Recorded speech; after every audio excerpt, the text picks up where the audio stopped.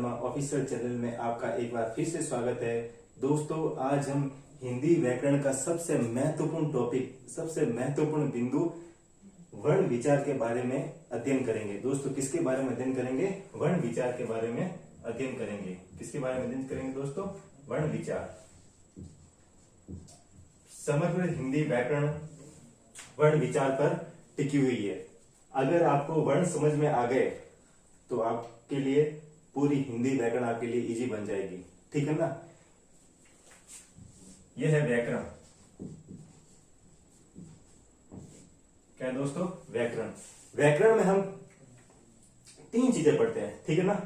व्याकरण में हम क्या पढ़ते हैं दोस्तों? तीन चीजें पढ़ते हैं। हिंदी व्याकरण में क्या पढ़ते हैं दोस्तों? पूरी हिंदी व्याकरण तीन चीजों पर टिकी हुई है। एक तो है वर्ण, एक है शब्द और एक है दोस्तों वाक्य। क्या है दोस्तों? वाक्य। क्या है दोस्तों? वाक्य। तो व्याकरण में हम पूरी समग्र व्याकरण, हिंदी व्याकरण किस में भागों में पढ़ेंगे? वर्ण, शब्द और वाक्य। तो इसे क्या पढ़ेंगे? वर्ण विचार, शब्द विचार और दोस्तों वाक्य विचार। पूरी हिंदी व्याकरण वर्ण विचार, शब्द विचार और वाक्य विचार में हम पढ़ेंगे। ठीक है ना? अगर दोस्तों आपको वर्ण समझ में आ जाएंगे ना तो आपके लिए संधि आसान हो जाएगी। तो संधि पढ़ने से पहले आपको वर्णों का ज्ञान होना अति आवश्यक है। अगर आपको वर्ण नहीं आते हैं तो संधि में आपको दिक्कतें आएंगी। तो सबसे पहले हमारा बिंदु आज से स्टार्ट करते हैं हम वर्ण विचार। ठीक है ना? तो पूरी व्याकरण किसमें टिकी हुई है? वर्ण, शब्द और वाक्य। देखो दोस्तों, अनेक वर्ण जो मिलकर बनते हैं, अनेक वर्णों से क्या होता है दोस्तों? शब्दों का निर्माण होता है और अनेक शब्दों से क्या होता है दोस्तों? वाक्य का निर्माण होता है। तो आज हम हमारा पहला बिंदु कौन सा स्टार्ट करते हैं दोस्तों? वर्ण विचार। क्या क्या स्टार्ट करते हैं दोस्तों? वर्ण विचार। अब मुझे दोस्तों ये बताओ, वर्ण होते क्या है? वर्ण क्या होते हैं दोस्तों? वर्ण क्या होते हैं दोस्तों? आज हम वर्ण के बारे में चर्चा करेंगे। वर्ण क्या होते हैं दोस्तों?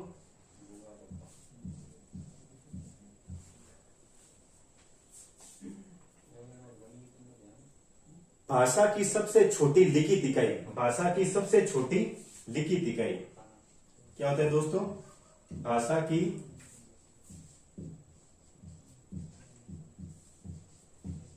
सबसे छोटी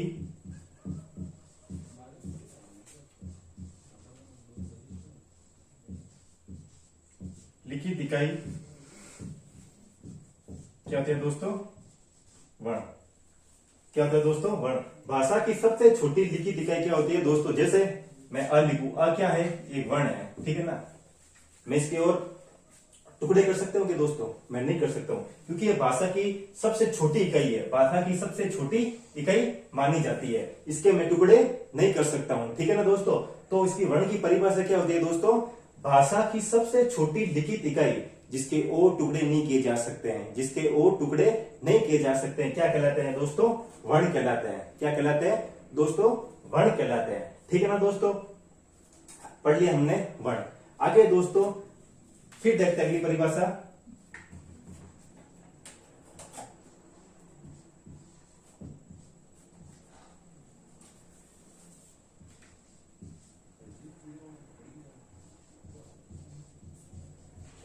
भाषा की सबसे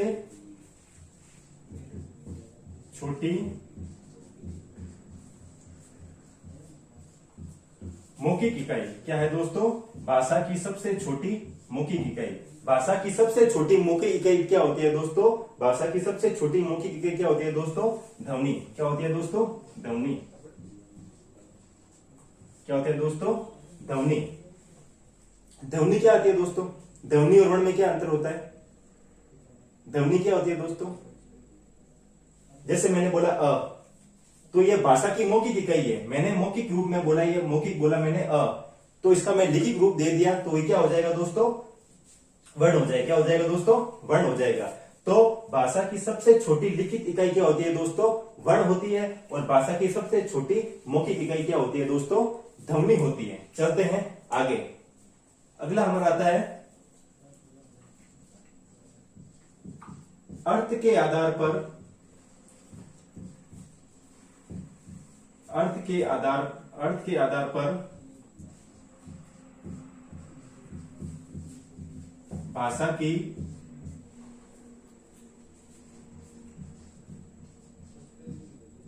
सबसे छोटी इकाई। ठीक है दोस्तों, भाषा की सबसे छोटी इकाई।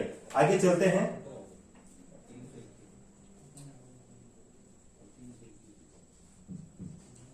भाव या भावार्थ के आधार पर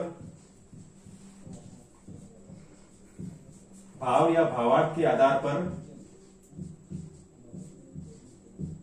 भाव या भावार्थ के आधार पर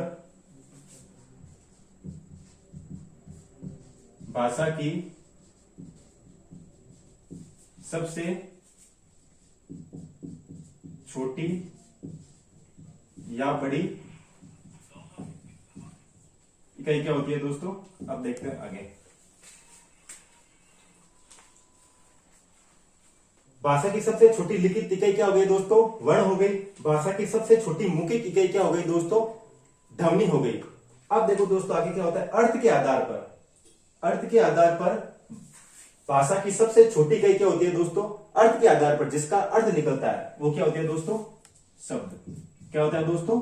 शब्द, जिसका कोई अर्थ होता है। वर्णों का कोई अर्थ नहीं होता है। जैसे मैंने लिख दिया क, प, छ, इसका कोई अर्थ नहीं है दोस्तों। अगर मैं कोई शब्द लिख देता हूं, ठीक है ना, जैसे जल, पवन, अनिल, अंशु, ये क्या है दोस्तों? ये सब क्या है? इनका कोई ना कोई अर्थ है। इनका क्या है दोस्तों? इनका कोई ना कोई अर्थ क्या है दोस्तों? अर्थ होता है। तो अर्थ के आधार पर भाषा की सबसे छोटी इकाई क्या होती है दोस्तों? शब्द होता है। क्या होता है दोस्तों? शब्द होता है। ठीक है ना। अब देखो, भाव या भावार्थ के आधार पर भाषा की सबसे छोटी या बड़ी इकाई कौन सी होती है दोस्तों?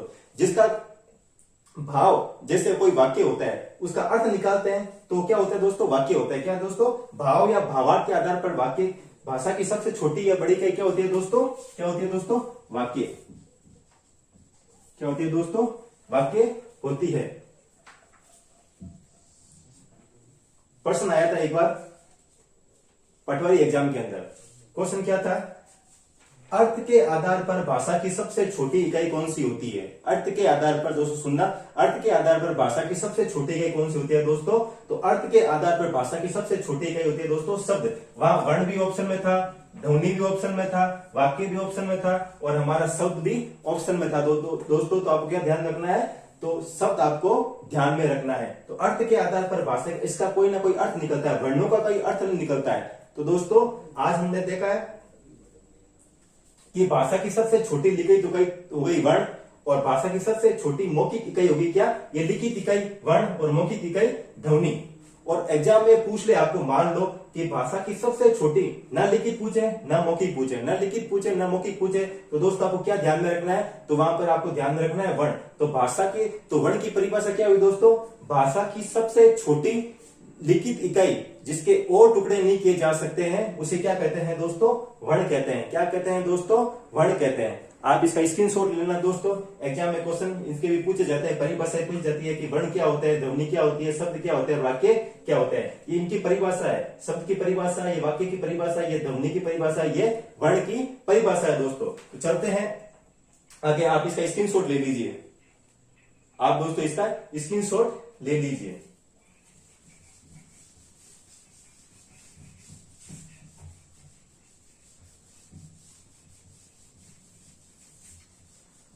सबसे बड़ी बात आती है दोस्तों, अब वर्णों की संख्या कितनी होती है दोस्तों? वर्णों की संख्या कितनी होती है? ठीक है ना। कुछ मेरे विद्वान कहते हैं 44 होते हैं, कुछ मेरे विद्वान कहते हैं 52 होते हैं, कुछ मेरे विद्वान कहते हैं 56 भी होते हैं। इन सब के बारे में चर्चा करेंगे दोस्तों कि वर्णों की संख्या ये 44 क्या है, 52 क्या है और 56 क्या है। तो इससे पहले हम जानते हैं कि वर्ण के कितने प्रकार हो गए? 2 प्रकार हो गए दोस्तों। एक तो स्वर, एक हो गए दोस्तों व्यंजन। क्या हो गए दोस्तों? व्यंजन। क्या हो गए दोस्तों? व्यंजन। दोस्तों स्वरों की संख्या कितनी होती है? स्वरों की संख्या कितनी होती है और व्यंजनों की संख्या कितनी होती है, ये आपको ध्यान में रखना है। कितनी होती है दोस्तों? इससे पहले हम स्वर की परिभाषा पढ़ते हैं। स्वरों की परिभाषा पढ़ते हैं। स्वर क्या होता है दोस्तों और व्यंजन क्या होता है, इसकी भी हम परिभाषा पढ़ेंगे। स्वरों की संख्या पढ़ेंगे, स्वरों की परिभाषा पढ़ेंगे, व्यंजन की परिभाषा पढ़ेंगे, व्यंजनों की संख्याएं पढ़ेंगे। तो स्वर किसे कहते हैं दोस्तों?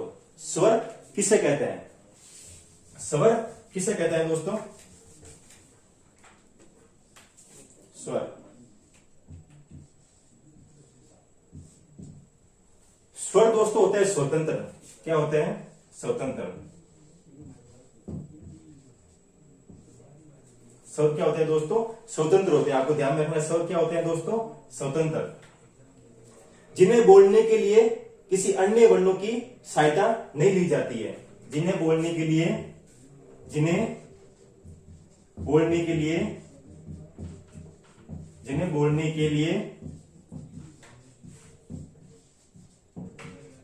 अन्य वर्णों की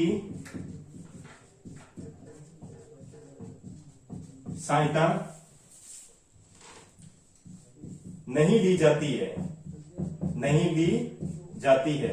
ये अपने आप में स्वतंत्र होते हैं दोस्तों। स्वर क्या होते हैं? अपने आप में स्वतंत्र होते हैं, जिन्हें बोलने के लिए अन्य वर्णों की सहायता नहीं ली जाती है। जिन्हें बोलने के लिए अन्य वर्णों की सहायता नहीं ली जाती है, तो उन्हें क्या कहते हैं दोस्तों? स्वर कहते हैं। अब सबसे बड़ी बात है, स्वर कितने होते हैं? हिंदी में स्वरों की संख्या कितनी होती है? हिंदी में स्वरों की संख्या कितनी होती है दोस्तों? हिंदी में स्वरों की संख्या कितनी होती है? एक बार परीक्षा में ऑप्शन आया था कि हिंदी में स्वर कितने होते हैं, वहां 10 भी आया था, 11 भी आया था और 13 भी आया था। तो दोस्तों हिंदी में स्वरों की संख्या कितनी होती है? तो दोस्तों हिंदी में स्वरों की संख्या होती है कितनी अपनी दोस्तों? 11 होती है। कितनी होती है दोस्तों? 11 होती है। कौन कौन सी 11? वो देखते हैं हम। कौन कौन सी 11 है दोस्तों? देखते हैं हम। अ, आ, लघु ई, दीर्घ ई, उ, लघु उ, दीर्घ उ, री, ए, आई, ओ और औ। कितने हो गए दोस्तों? 11 हो गए। हिंदी में स्वरों की संख्या कितनी होती है दोस्तों? कितनी होती है? 11 होती है। अ, आ, लघु ई, दीर्घ ई, लघु उ, दीर्घ उ, री, ए, आई, ओ और औ। अब देखो इधर कभी कभी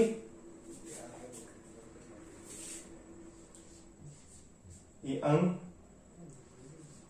और ये अ, इनको भी स्वरों में गिन लिया जाता है। परीक्षा में एक बार पीटीटी के अंदर ये क्वेश्चन आया था कि स्वरों की संख्या कितनी होती है। वहां ऑप्शन में 10 भी था, वहां दो ऑप्शन में 11 भी था और वहां दोस्तों ऑप्शन में 13 भी थे। ठीक है ना? तो दोस्तों आपको ध्यान में रखना है, ये अंग और अ है ना, ये स्वर, ये स्वरों में नहीं गिने जाते हैं दोस्तों। किस में नहीं गिने जाते हैं? स्वरों में नहीं गिने जाते हैं। अब देखो इधर, अगर मान लो आपको पूछ ले संस्कृत में स्वरों की संख्या कितनी होती है दोस्तों? संस्कृत में स्वरों की कितनी संख्या होती है दोस्तों? तो संस्कृत में स्वरों की संख्या कितनी होती है दोस्तों? संस्कृत में स्वरों की संख्या होती है 13। कितनी होती है दोस्तों? 13। और संस्कृत में स्वर को बोलते हैं अच। क्या बोलते हैं दोस्तों? अच। क्या बोलते हैं दोस्तों? अच बोलते हैं। अब देखो इसमें इस री को ना कुछ लोग क्या मान लेते हैं कि ये संस्कृत का है। तो दोस्तों ये संस्कृत का नहीं है। री क्या है? ये हिंदी का वर्ण है। ठीक है ना? ये हिंदी का स्वर है। अब देखो ये री संस्कृत का ये है, ये 2 बार बूंदी आ गई। ये री क्या है? री ये संस्कृत का है दोस्तों, और ये कौन सा है? हिंदी का है। ठीक है ना? अब देखो ये री कितने हो गए दोस्तों संस्कृत के? 11 तो ये हो गए हिंदी वाले, और 2 हो गए, एक री और एक ड्री, ये संस्कृत हो गए। तो संस्कृत में स्वरों की संख्या कितनी होती है दोस्तों? 13 होती है। और स्वरों को संस्कृत में क्या कहते हैं? अच कहते हैं। स्वर को संस्कृत में क्या कहते हैं दोस्तों? अच कहते हैं। ठीक है ना? तो हिंदी में स्वरों की संख्या कितनी होती है दोस्तों? हिंदी में स्वरों की संख्या कितनी होती है दोस्तों?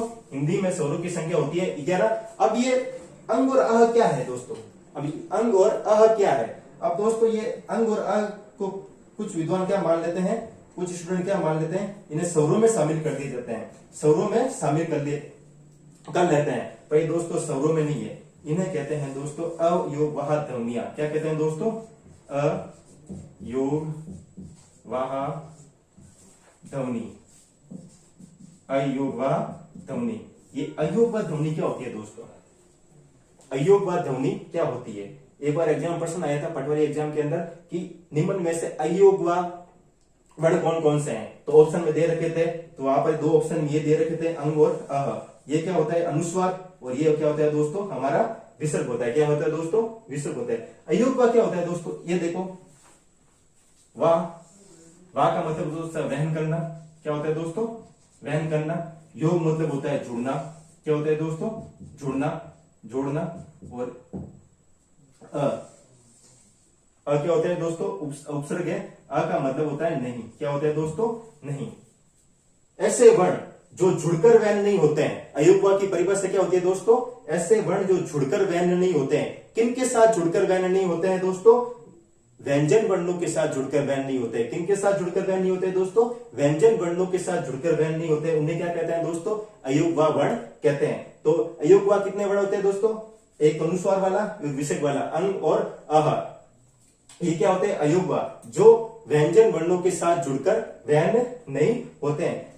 ये व्यंजन वर्णों के साथ कभी नहीं आएंगे। देखना आप कभी का के पीछे विसर्ग देखा कभी आपने? का के पीछे कभी विसर्ग देखा आपने? पा के पीछे विसर्ग देखा कभी आपने? नहीं आता है। ये किसके साथ आते हैं दोस्तों? स्वरों के साथ में आते हैं। किसके साथ में आते हैं दोस्तों? स्वरों के साथ में आते हैं। तो अयोगवाह कौन कौन सी ध्वनि होती है दोस्तों? अयोगवाह कौन कौन से वर्ण होते हैं? अंग और अह। जो अयोगवाह की परिभाषा क्या होती है? वे वर्ण जो जुड़कर वैन नहीं होते। किनके साथ जुड़कर वैन नहीं होते?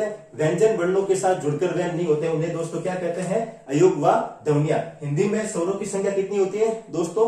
11 होती है। 11 होती है। संस्कृत में अच, स्वरूप क्या बोलते हैं? अच। तो संस्कृत में स्वरों की संख्या कितनी होती है दोस्तों? 13 होती है। कितनी होती है दोस्तों?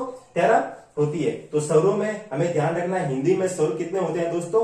11 स्वर ही होते हैं। अंग और अह ये क्या स्वरों में नहीं गिने जाते हैं। इन्हें क्या बोलते हैं? अयोगवाह ध्वनियां। जो जुड़कर वैन नहीं होते हैं। किनके साथ जुड़कर वैन नहीं होते हैं?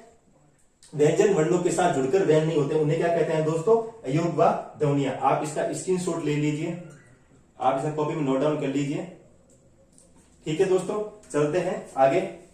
अब देखो दोस्तों,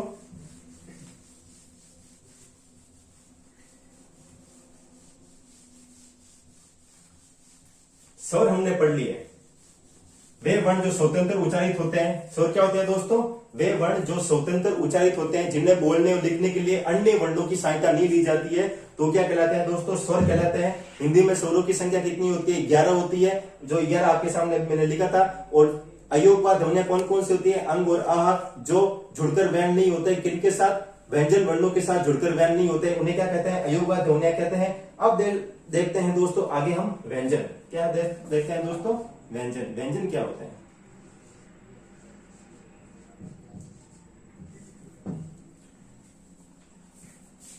व्यंजनों की सबसे पहले परिभाषा क्या होती है?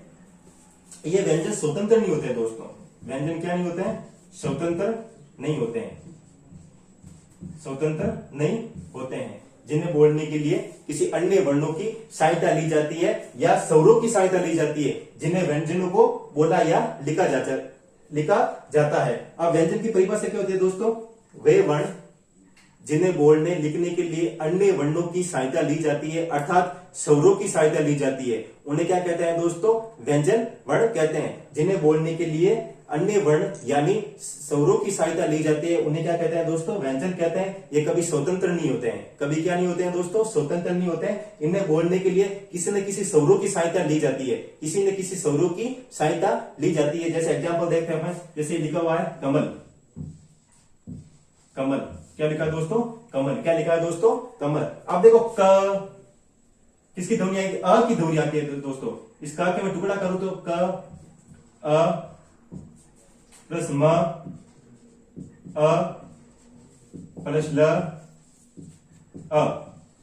ये मैंने इसके टुकड़े कर दिए। क्या कर दिए दोस्तों? टुकड़े। कमल के मैंने टुकड़े कर दिए। क अ की ध्वनि आ रही है, म अ की ध्वनि आ रही है, और ल अ की ध्वनि आ रही है। तो क्या होता है दोस्तों?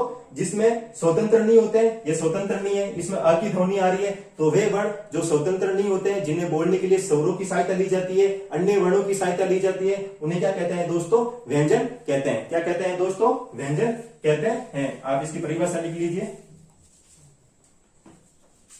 वे वर्ण जिन्हें बोलने के लिए किसी अन्य वर्णों अर्थात स्वरों की सहायता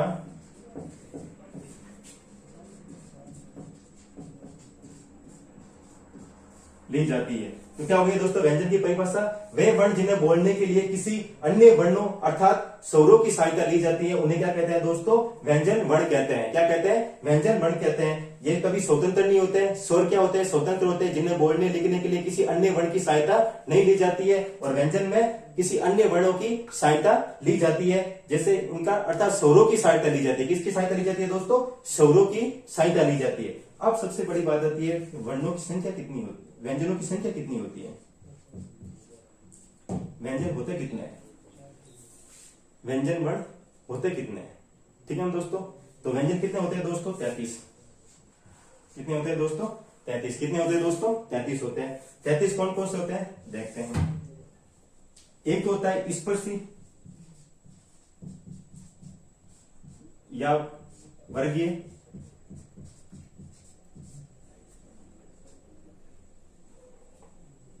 एक होता है अंतःस्थ, एक होता है दोस्तों उष्मीय। एग्जाम में प्रश्न पूछ लेते हैं कि स्पर्शी वर्ण कौन कौन से होते हैं, या स्पर्शी व्यंजन कौन कौन से होते हैं, अंतःस्थ व्यंजन कौन कौन से होते हैं, या उष्मीय व्यंजन कौन कौन से होते हैं। अब देखो स्पर्शी व्यंजन कितने होते हैं? 25। कितने होते हैं दोस्तों? स्पर्शी व्यंजन कितने होते हैं? 25। अंतःस्थ कितने होते हैं दोस्तों? 4। कितने होते हैं दोस्तों? 4। कितने होते हैं दोस्तों? 4। और उसमें कितने होते हैं? उसमें व्यंजन कितने होते हैं दोस्तों? ये भी कितने होते हैं दोस्तों? 4। कई बार एग्जाम पूछ रखा है कि इसमें व्यंजन स्पर्शी या वर्गीय व्यंजन कौन कौन से हैं। अंतःस्थ व्यंजन निम्न में से अंतःस्थ व्यंजन नहीं है, निम्न में से अंतःस्थ व्यंजन नहीं है, या निम्न में से उष्मीय व्यंजन कौन कौन से है। अभी इसके बारे में चर्चा करेंगे हम, देखते हैं आगे। आप इसका स्क्रीनशॉट ले लीजिए। व्यंजन क्या होते हैं? वे वर्ण जिन्हें बोलने के लिए किसी अन्य वर्णों की सहायता या स्वरों की सहायता ली जाती है, उन्हें क्या कहते हैं दोस्तों? व्यंजन कहते हैं। तो व्यंजनों की संख्या कितनी होती है दोस्तों? 33 होती है। जो 33, इसमें स्पर्शी या वर्गीय व्यंजन कितने होते हैं दोस्तों? 25 होते हैं। अंतःस्थ व्यंजन 4 होते हैं, और उसमें व्यंजन 4 होते हैं। अब देखते हैं कौन कौन से स्पर्शी होते हैं, कौन कौन से वर्गीय होते हैं। आगे देखो।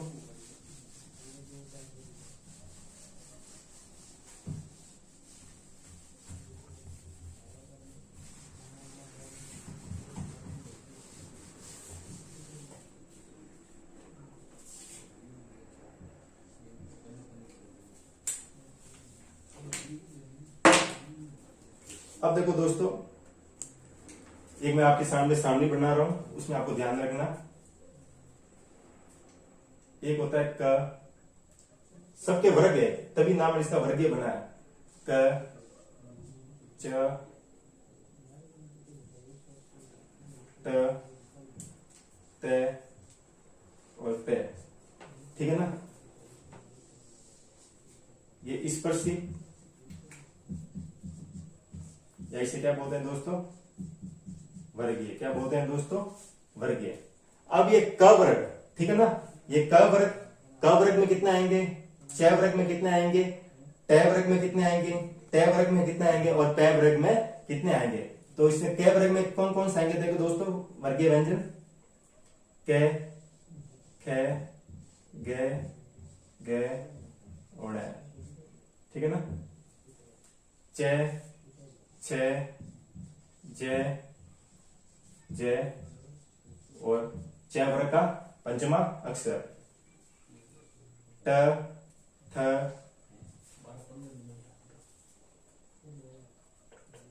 ड, ढ और ण। क्या होता है दोस्तों? त, थ, द, ध और न। प, फ, ब, भ और मैं। ये दोस्तों एक कुल कितने हो गए दोस्तों? कितने हो गए दोस्तों? कितने हो गए दोस्तों? 25 हो गए। कितने हो गए दोस्तों? प्रत्येक के 5-5 है। क वर्ग, इसे क वर्ग बोलते हैं दोस्तों, क्योंकि ये स्पर्श।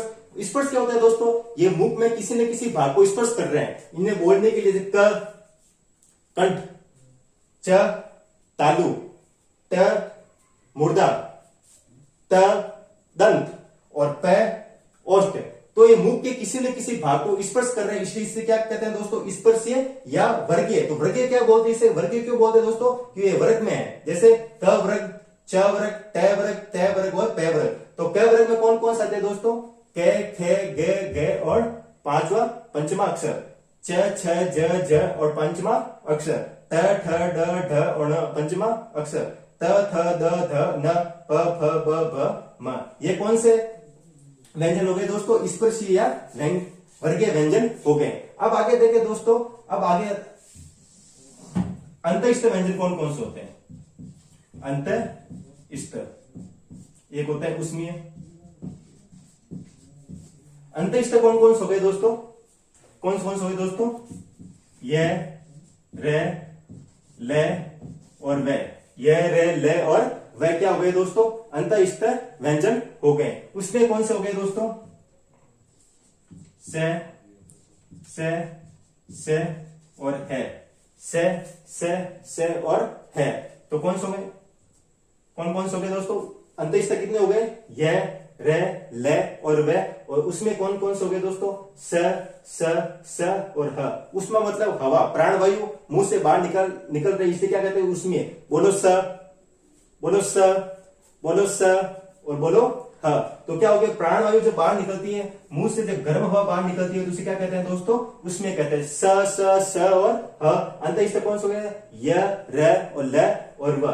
तो दोस्तों, तो व्यंजन वर्णों की संख्या कितनी हो गई दोस्तों? 33 हो गई। 33 हमने पढ़ लिए थे। स्पर्श व्यंजन, स्पर्शी और वर्गीय व्यंजन, जो कि इनकी संख्या कितनी होती है दोस्तों? 25 होती है। आगे अंतःस्थ व्यंजन, अंतःस्थ व्यंजन कितने होते हैं दोस्तों? य, र, ल, व। इनकी संख्या 4। उसमें व्यंजनों की संख्या कितनी होती है दोस्तों?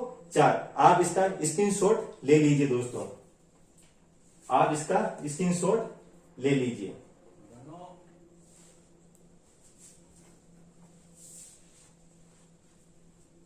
ठीक है।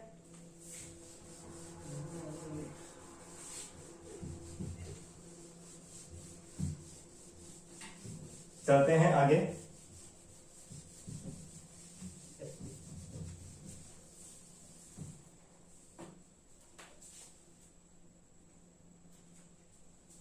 अब देखो दोस्तों,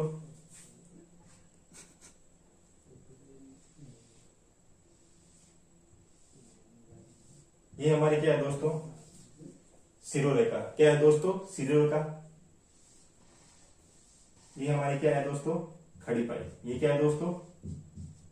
शिरोरेखा। और ये क्या है दोस्तों? हमारी खड़ी पाई। ठीक है ना।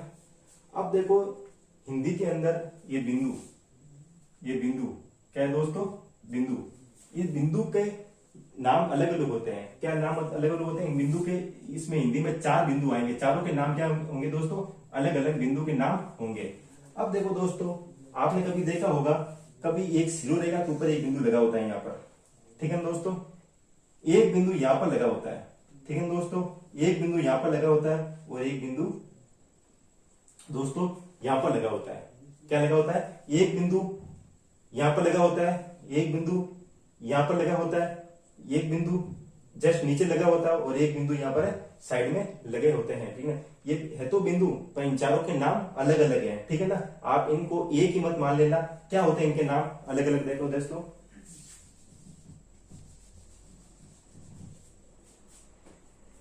ये जो बिंदु का नाम है क्या दोस्तों? अनुस्वार।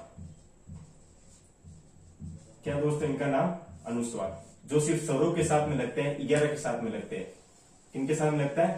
11 के साथ में, स्वरों के साथ में लगते हैं, ठीक है ना। अब ये जो बिंदु है ये पंचमाक्षर है, क वर्ग का पंचमाक्षर, क वर्ग का पंचमाक्षर। क्या दोस्तों? क वर्ग का पंचमाक्षर। ये बिंदु है दोस्तों, ये बिंदु है, तो ये क्या है दोस्तों? उत्सित, उत्सित वर्ण, उपसित वर्ण। और ये दोस्तों क्या, इसका नाम क्या है? नुक्ता। क्या है दोस्तों? नुक्ता। क्या होता है दोस्तों? नुक्ता। ये बिंदु के 4 अलग अलग स्थितियां हैं। ये जब बिंदु शिरोरेखा के ऊपर लगा होता है तो इसे क्या बोलते हैं? अनुस्वार, जो 11 के साथ में लगते हैं। और ये बिंदु जो शिरोरेखा, खड़ी पाई के आगे लगा रहता है, उसे क्या बोलते हैं दोस्तों? पंचमाक्षर, क वर्ग का पंचमा अक्षर। ये बिंदु जब खड़ी पाई के नीचे लगा रहता है उसे क्या बोलते हैं? उत्सित वर्ण, ठीक है ना। और ये जो बिंदु यहाँ पर साइड में दे रखा होता है उसे क्या कहते हैं? नुक्ता। क्या होता है दोस्तों? नुक्ता। इसकी चर्चा हम आगे करेंगे, ठीक है ना दोस्तों। तब तक के लिए आप वर्ण, स्वर और व्यंजन के बारे में आप इनकी बार बार प्रैक्टिस करते जाइए। वर्ण कितने होते हैं, स्वर में वर्ण, स्वर कितने होते हैं, व्यंजन कितने होते हैं। मिलते हैं हम आगे, तब तक के लिए थैंक यू।